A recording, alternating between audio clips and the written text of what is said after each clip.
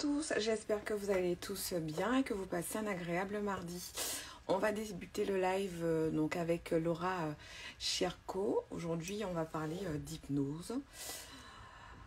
Donc voilà, donc je vais me connecter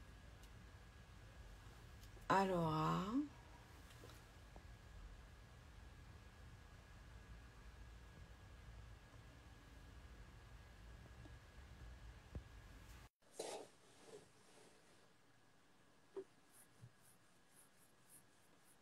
Qui ne devrait pas tarder.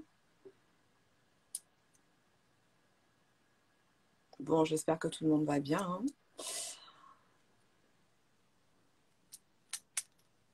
Et que ce début de semaine est agréable pour tous. Hello! Bonjour! Ça va, tu m'entends bien? Comment tu vas? Très très bien. Et toi? Super!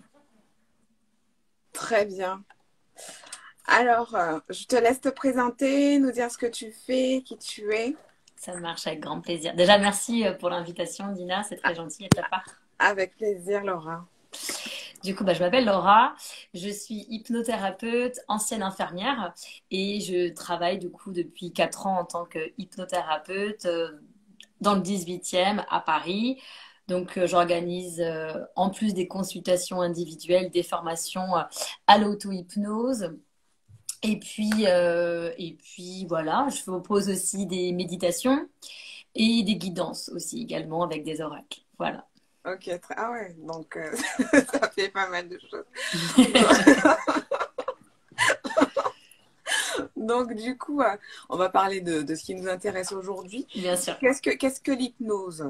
L'hypnose, c'est une thérapie brève déjà. Donc, contrairement à la psychanalyse, on va faire entre 1 et 10 séances maximum. C'est un état de conscience modifié. Donc, je n'ai pas de pouvoir, je n'ai pas de don. C'est un état qui est naturel. On est tous plusieurs fois dans la journée en état hypnotique. C'est quand tu es soit hyper concentré sur l'un de tes 5 sens, soit quand ton esprit vagabonde et que tu penses à autre chose. Donc, en fait, tu le fais déjà plein de fois par jour, quand tu lis, quand tu conduis, quand tu regardes un film, par exemple.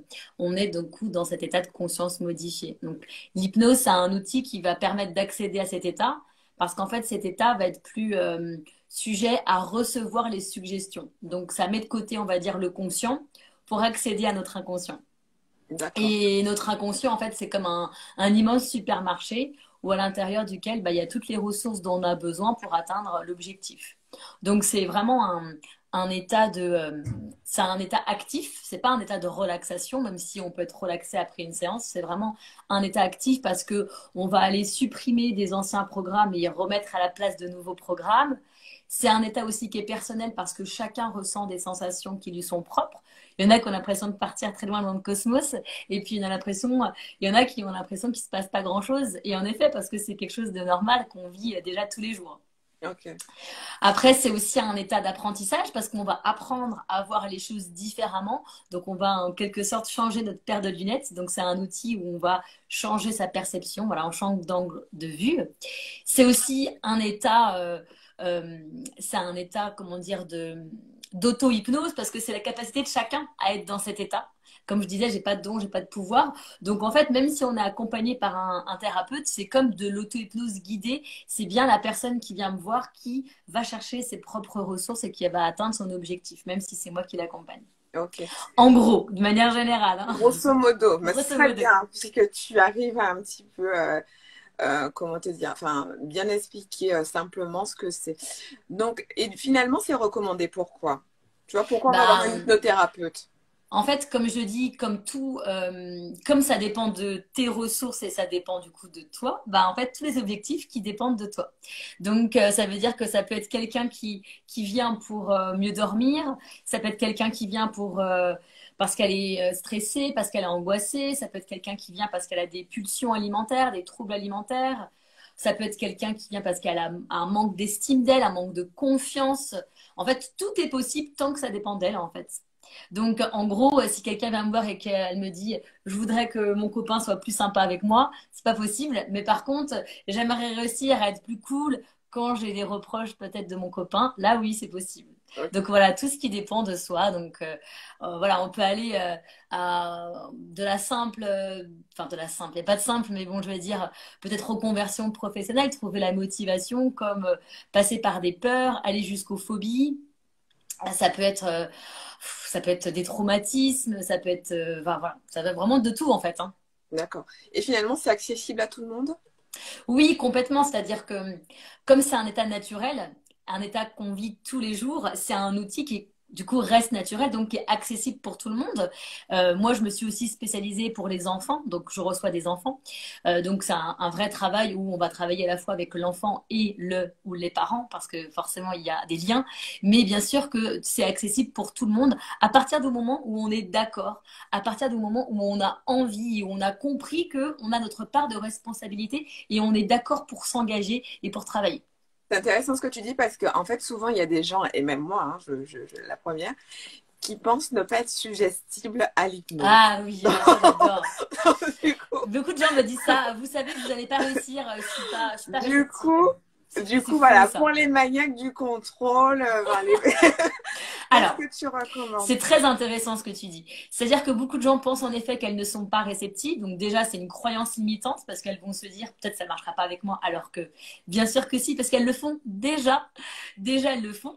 Donc un état naturel, on ne va pas chercher à prendre le pouvoir sur la personne. Bien au contraire, c'est en étant dans cet état de conscience modifié qu'on va plutôt justement en lâchant prise, qu'on va justement être encore plus dans le contrôle au Oui, mais final, en quand tout on n'a pas cas propre. l'habitude, Bien justement, tu sûr. vois.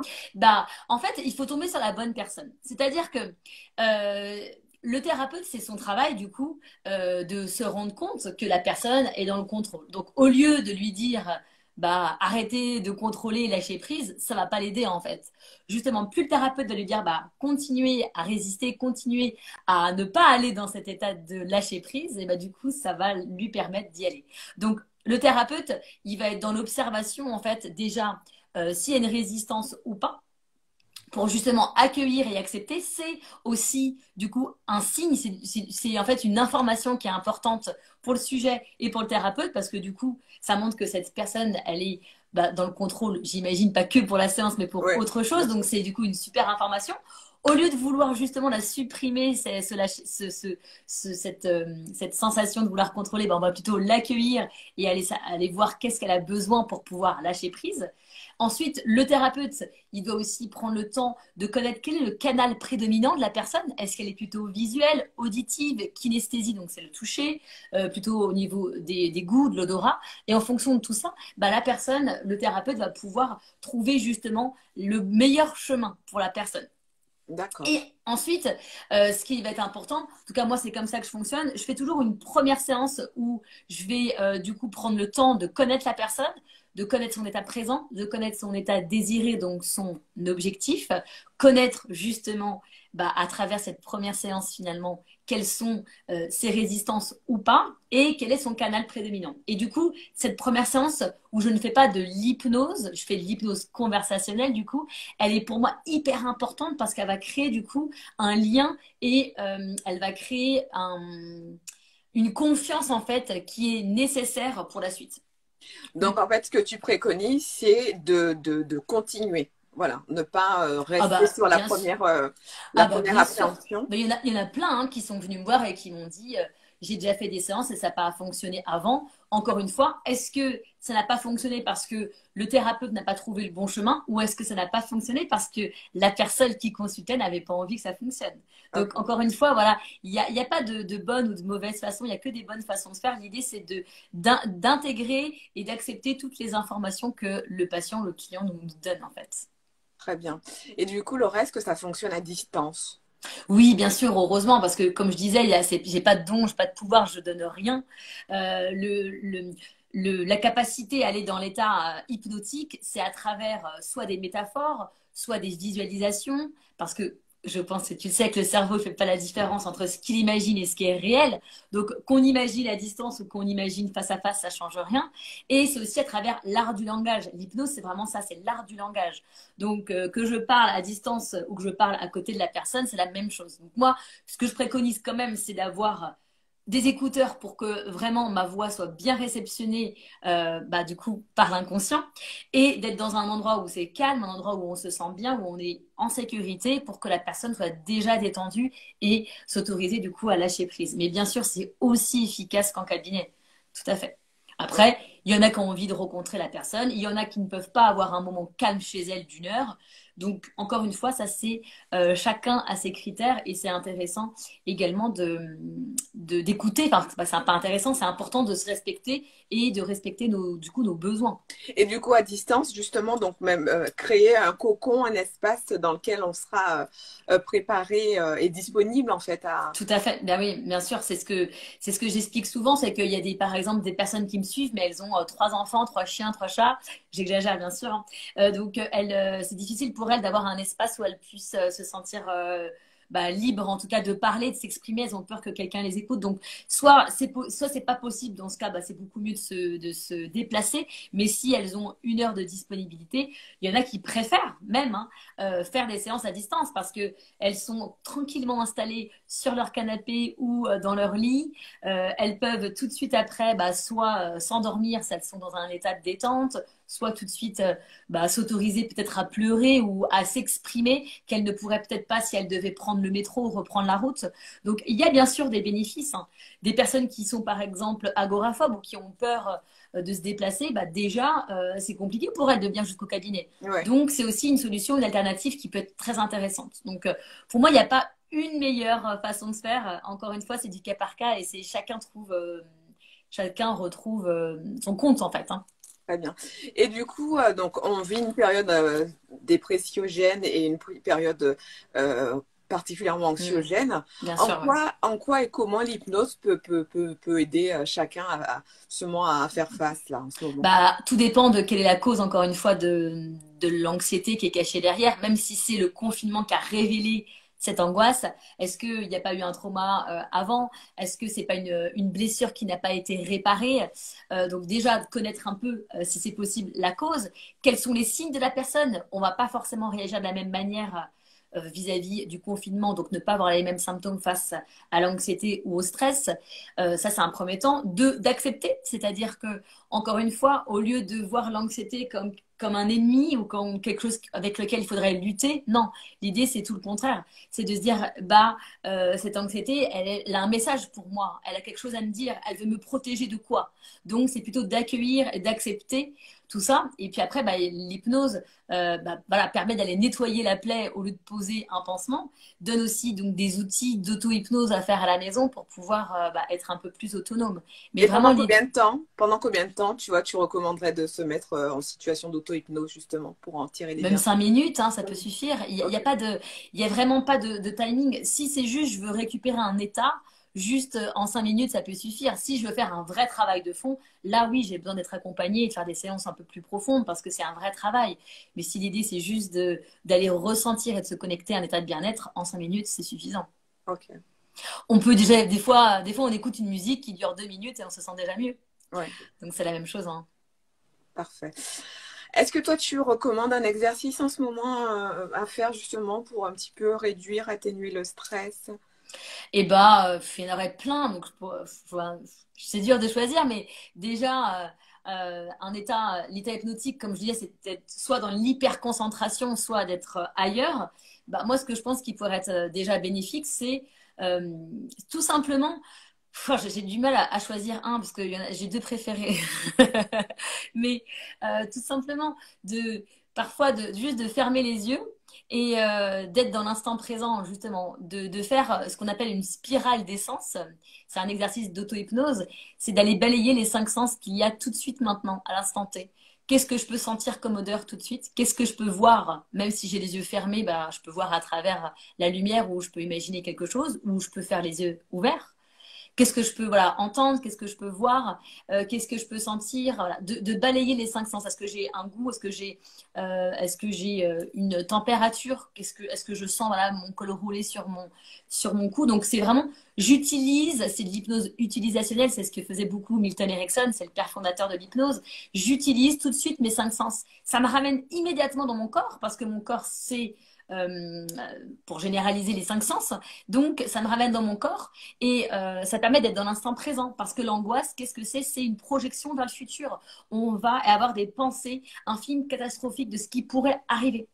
Donc, le fait d'être dans l'instant présent à travers nos cinq sens, ça nous ramène dans le corps, dans l'immédiat, et ça crée une paix intérieure immédiate. Donc, en 5 minutes, c'est déjà énorme. Voilà, je garde juste un exercice. Super, parfait. Et du coup, est-ce que tu as des suggestions à nous partager? Des suggestions de quoi? Par rapport à... Parce que ça serait trop vaste. Non, des suggestions, des choses. Enfin, est-ce que tu as quelque chose à ajouter justement par rapport à tout ça?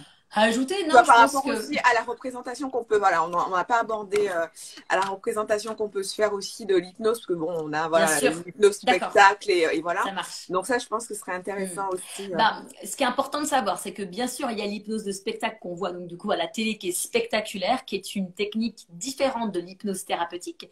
L'hypnose de spectacle, c'est une hypnose directive où l'hypnotiseur est autoritaire à une position haute. Et là, en effet, que 40% des gens en sont oh, je vais perdre le mot.